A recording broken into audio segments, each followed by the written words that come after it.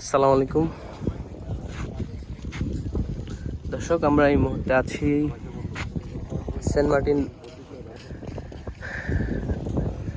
ছেড়া দ্বীপে।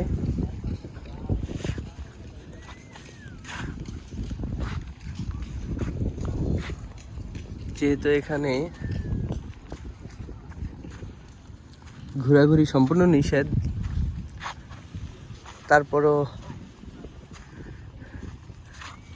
অনেকেই আসছে।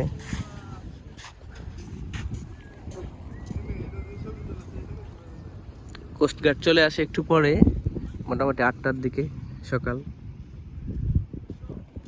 তো যাদের খুব ইচ্ছা হয় এই জন্য সকালে এসে এই জায়গাটা একটু ঘুরে যায়।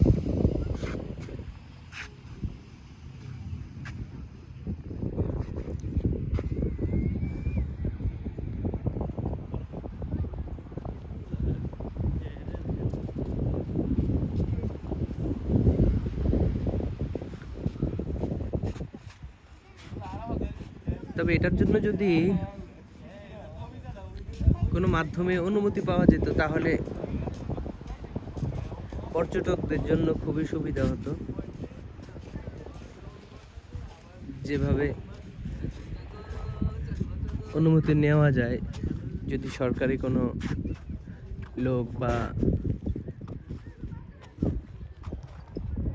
এইসব জায়গাগুলো যারা মেনটেন করেন তাদের সাথে যদি